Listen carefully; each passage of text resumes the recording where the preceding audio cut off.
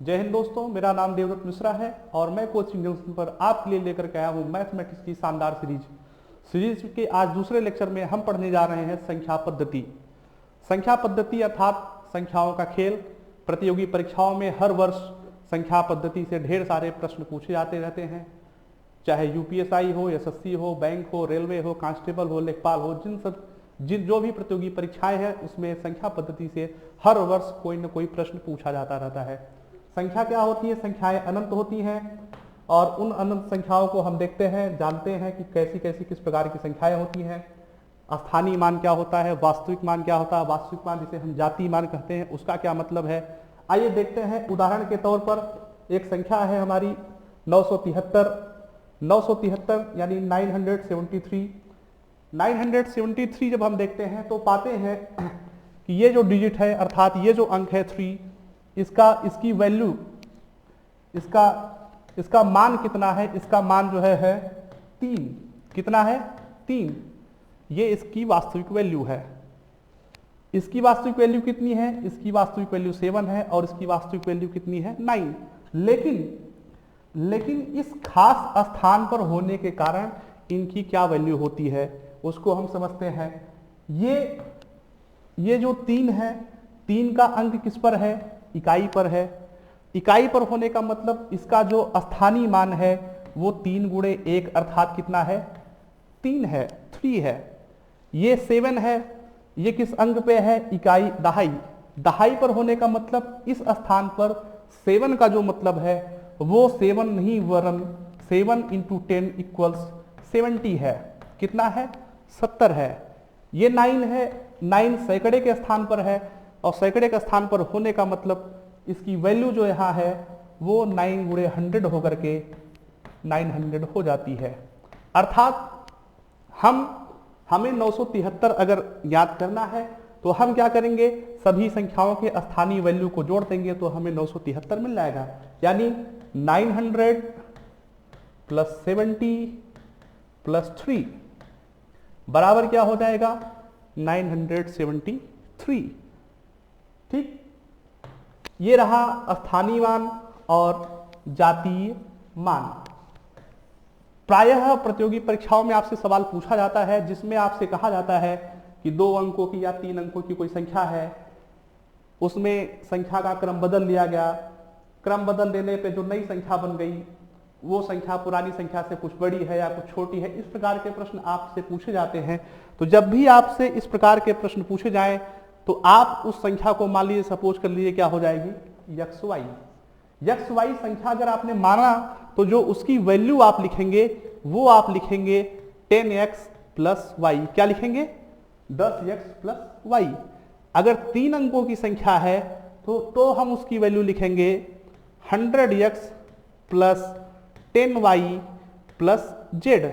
अगर इस प्रकार से आप लिखेंगे और सवालों को हल करेंगे तभी आपके सवाल सही हो पाएंगे। हम अगले लेक्चर में सवाल देखेंगे और बताएंगे कि ये इसकी वैल्यू को liखना क्यों जरूरी है। चलिए अभी देखते हैं हम संख्याएं क्या है, कितनी प्रकार की होती हैं, उस पर हम बढ़ते हैं आगे। तो हम पाते हैं कि संख्याएं जो है, सबसे पहली जो संख्याएं होती हैं उन्हें जो है हम कहते हैं प्राकृतिक संख्याएं। प्राकृतिक संख्याएं अर्थात नेचुरल नंबर्स। इन्हें प्राकृतिक क्यों कहा जाता है? क्योंकि ये संख्याएं किसी भी चीज के गिनने में काम आती हैं, काउंटिंग नंबर्स होती हैं, इसलिए इन्हें हम प्राकृतिक संख्या कहते हैं। प्राकृतिक संख्याएं कहाँ से शुरू होती हैं? 1 से शुरू होती हैं। किसी भी चीज को हम गिनते हैं तो कहाँ से गिनते हैं? 1 से गिनते हैं। 1 2 3 4 से लेकर के अनंत तक। तो प्राकृतिक संख्याएं क्या है? प्राकृतिक संख्याएं ऐसी संख्याएं हैं जिनका गिनने के रूप में हम प्रयोग करते हैं, वो संख्या क्या कहलाती है? प्राकृतिक संख्या कहलाती है। यानी 1 2 से लेकर के अनंत तक गिनते चले जाइए आप, वो संख्या क्या कहलाई? प्राकृतिक संख्या कहलाई। नेक्स्ट जो संख्या है हमारी वो संख्या कहलाती है, उसे हम कहते हैं पूर्ण संख्या। पूर्ण संख्या क्या है? प्राकृतिक संख्याओं में अगर हम 0 को भी सम्मिलित कर लें, 0 को भी मिला लें तो हमारी जो संख्या हो जाती है वो क्या कहलाती है? पूर्ण संख्या। अर्थात पूर्ण संख्या का मतलब 0 से शुरू हो संख्या, 0 1 2 3 से लेकर के अनंत तक, वो संख्या क्या कहलाती है? पूर्ण संख्या कहलाती है। नेक्स्ट जो नंबर हम पढ़ते हैं वो पढ़ते हैं हम पूर्णांक संख्या। पूर्णांक संख्या का मतलब क्या है? अभी तक तो हमने 0, 1, 2, 3 से लेकर के अनंत तक पढ़ा। पूर्णांक का मतलब इसमें ऋणात्मक संख्याएं भी शामिल हो जाएंगी, जैसे -5, -4, -3, -2, -1, अनंत से शुरू होकर के 0, फिर 1, 2, 3 अनंत तक। ये क्या होती है? ये होती है पूर्णांक संख्याएं, जिन्हें हम इंटीजर्स कहते हैं और रिप्रेजेंट करते हैं आई से।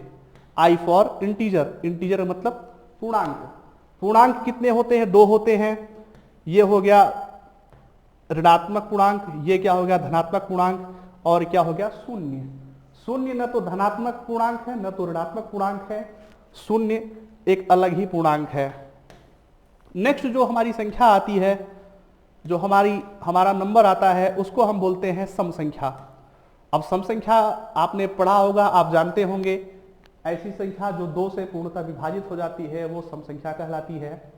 जैसे 2, 4, 6, 8, 10, 12, 14, 16 से लेकर के अनंत तक कोई भी संख्या जो 2 से कट जाए वो सम संख्या कहलाती है। सम संख्याओं की एक खासियत होती है कि सम संख्या का जो अगला अंक होता है वो +2 करने पर आ जाता है। पिछला अंक क्या होता है? 2 घटाने पर पिछला अंक हमें मिल जाता है।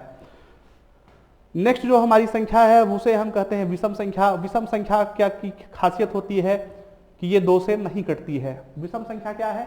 वह ऐसी संख्या है जो 2 से न कटी, जो 2 से विभाजित न हो पाए, उन्हें हम विषम संख्या कहते हैं। जैसे 1, 3, 5, 7, 9, 11 आदि, ये सब क्या है? विषम संख्याएं हैं। विषम संख्याओं के बाद हम पढ़ते हैं अभाज्य संख्याएं। अभाज्य संख्या का मतलब क्या है? ऐसी संख्या जो स्वयं और 1 के अलावा किसी दूसरी संख्या से विभाजित न हो पाए, किसी दूसरी संख्या से कटे न, उन्हें हम कहते हैं अभाज्य संख्या। अभाज्य संख्या जैसे 2 हो गया, 2, 3, 7, 11, 13, 17, ये सब क्या है? अभाज्य संख्या हो गया। सबसे छोटी अभाज्य संख्या कौन सी है? तो हम देखते हैं सबसे छोटी अभाज्य संख्या क्या है? 2 है। सबसे छोटी अभाज्य संख्या 2 है और सबसे छोटी सम संख्या भी क्या है? 2 है। नेक्स्ट जो संख्या आती है, एक चीज और यहां और ध्यान देने की जरूरत है कि एक न तो अभाज्य संख्या है और न ही भाज्य संख्या है। ठीक है, भाज्य संख्या क्या कहलाती है? भाज्य संख्या ये है कि जो अपने और 1 के अलावा भी किसी अन्य संख्या से विभाजित हो जाए, उन्हें हम भाज्य संख्या अर्थात कंपोजिट नंबर बोलते हैं। भाज्य संख्याएं जैसे 4, 6, 8, 9, 10, ये सब क्या है? भाज्य संख्याएं हैं। भाज्य संख्याओं के बाद अगला जो अस्तित्व आता है वो आता है सहभाज्य संख्याओं का। सहभाज्य संख्याओं का मतलब ये है कि ऐसे 2 संख्याओं का क्रम जो एक दूसरे से विभाजित न हो पाए, उन्हें हम सहअभाज्य संख्या कहते हैं। जैसे पाते हैं 4 और 9। 4 तो भाज्य संख्या है, 9 भी भाज्य संख्या है। 4 विभाजित हो जाती है 2 से, 9 विभाजित हो जाता है 3 से, लेकिन 4 और 9 दोनों एक साथ जब लिखी हो तो ये क्या है? सहअभाज्य संख्या है। ऐसा इसलिए कि 4 से न तो 9 विभाजित हो पाएगा, न ही 9 से 4 विभाजित हो पाएगा। नेक्स्ट जो हमारा नंबर आता है वो होता है युग्म अभाज्य संख्या। युग्म अभाज्य संख्या का मतलब ये है कि ऐसे अभाज्य संख्याएं जिनमें अंतर 2 का हो, जिसमें अंतर 2 का हो, उन्हें हम क्या कहते हैं? युग्म अभाज्य संख्याएं। नेक्स्ट संख्या होती है परिमेय संख्याएं। ऐसी संख्याएं जिन्हें हम बटे के रूप में लिख सकें, P/Q के रूप में लिख सकें, उन्हें हम क्या कहते हैं? परिमेय संख्या, जिन्हें हम P/Q के रूप में रिप्रेजेंट कर सकें। परिमेय संख्याएं परिमेय संख्याओं के बाद जो हमारा नंबर आता है वो आता है अपरिमेय संख्याएं अर्थात इर्रेशनल नंबर्स। इर्रेशनल नंबर्स ऐसी संख्याएं होती हैं जिन्हें हम P/Q के रूप में नहीं लिख पाते हैं। जिन्हें हम P/Q के रूप में न लिख पाए, ऐसी संख्याएं क्या कहलाती हैं? ऐसी संख्याएं अपरिमेय संख्याएं कहलाती हैं। अपरिमेय संख्याओं के उदाहरण है जैसे √2 है, √15 है, √2 है, 5 की घाते 1/3 है, पाई है। ये सब क्या है? अपरिमेय संख्या है। पाई के बारे में ध्यान दीजिएगा। पाई का प्राय हम मान दिया जाता है 22/7। 22/7 के बराबर इसका मान होता है, लेकिन पाई का एग्जैक्ट मान जो है 22/7 नहीं होता। इसका एग्जैक्ट मान होता है 3.1416 करके ऐसे होता रहता है। नेक्स्ट जो हमारी संख्या आती है उसे हम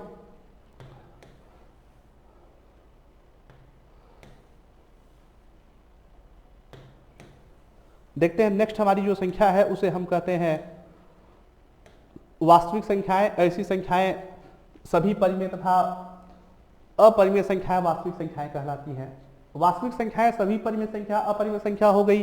तो अवास्तविक संख्या क्या होती है? अवास्तविक संख्या का मतलब होता है किसी भी ऋणात्मक संख्या का अगर हमें वर्गमूल लेना हो तो वो कैसा होगा? अपरिमेय संख्या होगा, यानी सॉरी अपरिमेय नहीं, काल्पनिक संख्या होगी, क्योंकि उसका वर्गमूल लेना संभव नहीं हो पाएगा। इसलिए ऋणात्मक वर्गमूल संख्याओं को हम क्या कहते हैं? काल्पनिक संख्याएं कहते हैं। काल्पनिक संख्याओं का उदाहरण है जैसे √-2, वर्गमूल में -5। संख्याओं पर कुछ विशेष बिंदु है, महत्वपूर्ण बिंदु है जो प्रायः आपसे परीक्षा में पूछा जाता है। सबसे पहला बिंदु है संख्या 1। 1 के बारे में आप जान लीजिए, 1 ऐसी संख्या है जो न तो भाज्य है और न ही अभाज्य। नेक्स्ट, ऐसी संख्या जो अभाज्य हो, क्या हो? अभाज्य हो और सम संख्या भी हो, कि वो क्या है? वो केवल और केवल 2 है। 2 ऐसी संख्या है जो अभाज्य भी है और सम संख्या है। नेक्स्ट क्या है? नेक्स्ट हम देखते हैं, समझते हैं कि सभी प्राकृतिक संख्याएं महत्वपूर्ण बिंदु है। प्रायः आपसे विकल्प में पूछा जाता है, सीधा सीधा कभी कभी विकल्प में दे देता है। सभी प्राकृतिक संख्याएं पूर्ण, पूर्णांक, परिमेय एवं वास्तविक होती हैं। सभी पूर्ण संख्याएं पूर्णांक, परिमेय एवं वास्तविक संख्याएं होती हैं। नेक्स्ट हम आगे बढ़ते हैं, इन सबको धीरे धीरे जान लेंगे। संख्याओं के तमाम प्रकार हैं। संख्याओं के प्रकार जानने के बाद जो हमारा कॉन्सेप्ट आता है वो आता है कि हम इसको प्रतियोगी परीक्षाओं के दृष्टिकोण से किस प्रकार से इन्हें अप्लाई कर पाएंगे। एक बार और जानना जरूरी है जीरो के बारे में। जीरो के बारे में जानना यह जरूरी है कि किसी भी संख्या है, कोई भी संख्या है, उसको हम अगर 0 से गुणा करेंगे तो उसका उत्तर कितना आता है? सदैव 0 आता है। 0 में किसी संख्या से हम भाग करें तो उसका उत्तर सदैव क्या आता है? 0 आता है। किसी भी संख्या में हम 0 जोड़ें या 0 घटाएं तो उसका मान वही रहता है, अर्थात उसका मान परिवर्तित नहीं होता है।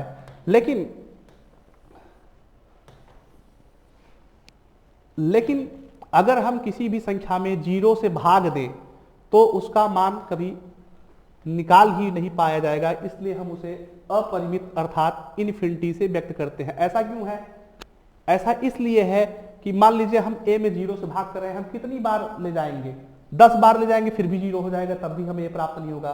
तो किसी भी संख्या में अगर 0 से भाग दिया जाए तो उसका मान अपरिमित हो जाता है, अर्थात अनडिफाइंड हो जाता है, उसे हम डिफाइन नहीं कर सकते हैं। नेक्स्ट देखते हैं, नेक्स्ट क्या है? नेक्स्ट तथ्य है, फैक्ट है, 2 परिमेय संख्याओं का योगफल अथवा गुणनफल सदैव एक परिमेय संख्या होती है। ध्यान दीजिएगा, ये प्रश्न परीक्षा में कई बार पूछा गया है, विकल्प रूप में दे दिया जाता है। 4 विकल्प में आपको सही विकल्प की तलाश करनी होती है। तो अगर ये लिखा हो कि 2 परिमेय संख्याओं का योगफल अथवा गुणनफल सदैव एक परिमेय संख्या होती है तो इस विकल्प को आप सही कर देंगे। नेक्स्ट हमारा जो ऑप्शन है वो है पाई। पाई के बारे में ध्यान देंगे, पाई एक अपरिमेय संख्या है, ये परिमेय संख्या नहीं है। इसका मान 22/7 के बराबर होता है लगभग, लेकिन 22/7 नहीं होता है। अगला जो तथ्य ये कि प्रत्येक सम संख्या का वर्ग एक सम संख्या होता है।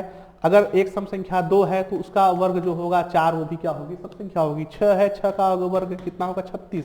36 भी क्या होगी? एक सम संख्या होगी।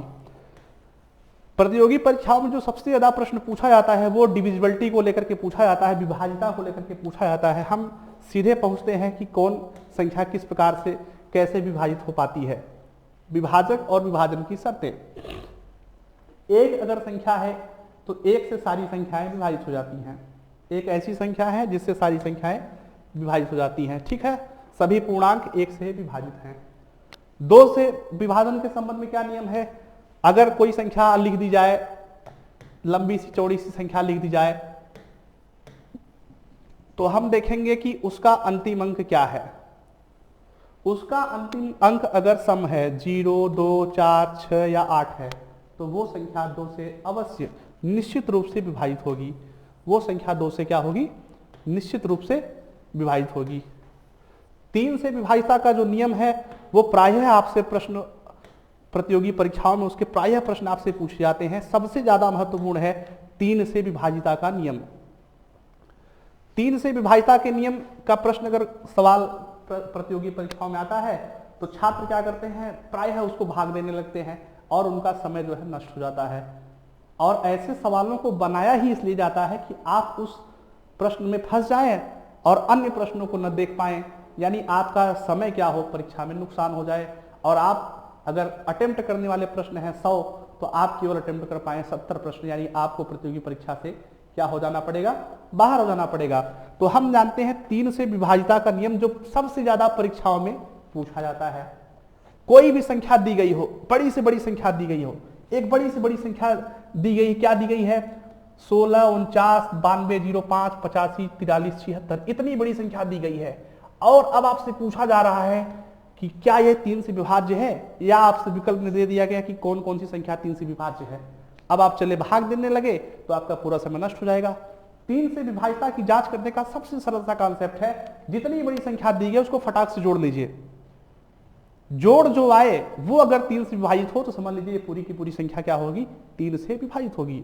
जोड़ते हैं तो इसको क्या पाते हैं, 6, 1, 7, 4, 11, 9, 20, 9, 29, 29, 2, 31, 31, 0, 31, 5, 36, 36, 8 कितना हो गया, 44, 44, 5 कितना हो गया, 49, 49, 4 हो गया 53, 53, 3, 56, 56, 7, 63, और 63, 6 कितना हो गया, 69, 69 का मतलब हो गया 6 और 9, 6 और 9 3 से विभाजित होगा, 69, 23 या 69 होता है। फिर भी अगर आपको बड़ा लग रहा है 6 और 9 को भी जोड़ दीजिए, 6 और 9 को जोड़ देंगे कितना आएगा, 15, 15 तो विभाजित होता ही है 3 से, अर्थात ये बड़ी से बड़ी संख्या क्या होगी, 3 से विभाजित हो जाएगी। ठीक है दोस्तों, आगे बढ़ते हैं और देखते हैं हम 4 से विभाजितता का नियम। 4 से विभाजित होने का मतलब यह है कोई भी संख्या 4 से विभाजित होगी, कोई भी संख्या 4 से विभाजित होगी अगर उसके अंतिम के 2 अंक, संख्या जो लिखी है लास्ट के जो 2 अंक हैं, लास्ट के 2 अंक अगर 4 से विभाजित हो जाए तो वो संख्या निश्चित रूप से 4 से विभाजित होगी। अगर आपसे प्रतियोगी परीक्षा में 4 विकल्प दे दिए जाएं, एक विकल्प दे दिया गया आपसे, ये दूसरा विकल्प दे दिया गया, ये तीसरा विकल्प दे दिया गया,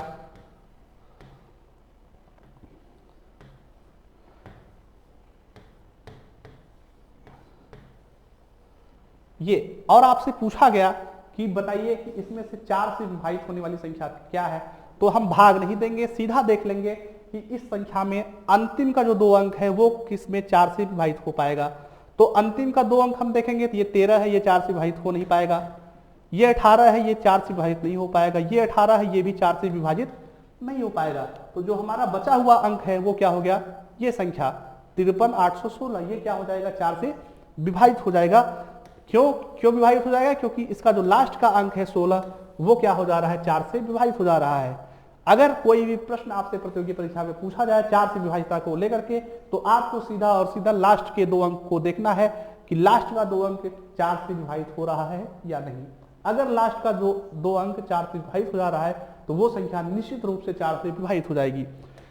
नेक्स्ट 5 से विभाजितता को लेकर के अगर आपसे प्रश्न पूछा जाए तो 5 से विभाजितता को देखने के लिए आप अंतिम अंक देखेंगे, अंतिम अंक में अगर 0 आए या 5 आए तो वो संख्या निश्चित रूप से 5 से विभाजित हो जाएगी।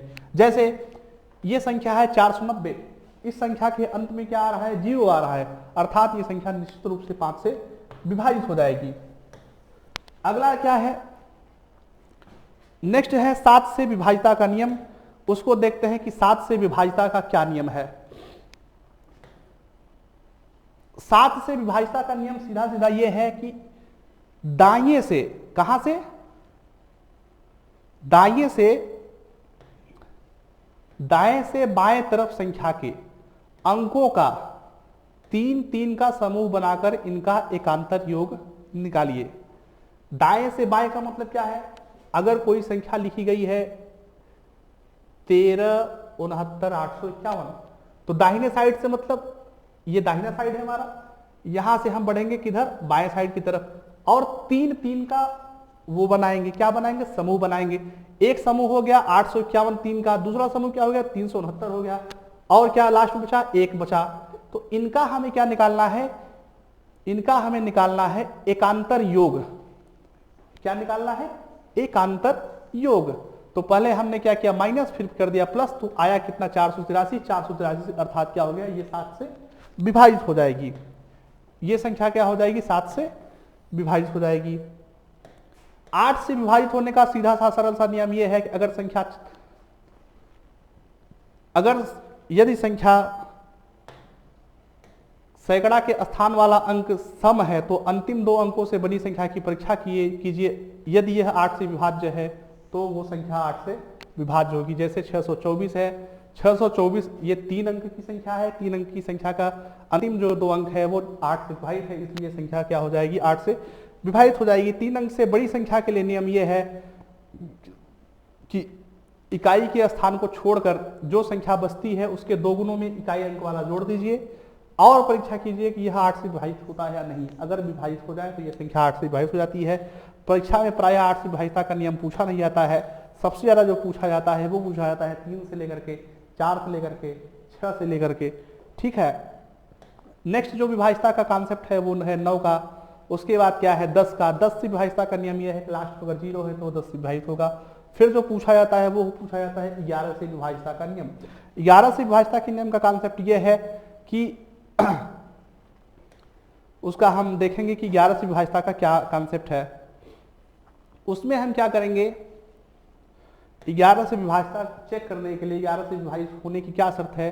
11 से कोई संख्या तभी विभाजित होगी जब एकांतर अंकों, एकांतर अंक का मतलब क्या है, एक अंक छोड़कर योग घटाना कीजिए और देखिए कि यह संख्या 11 से विभाजित हो रही है या नहीं हो रही है।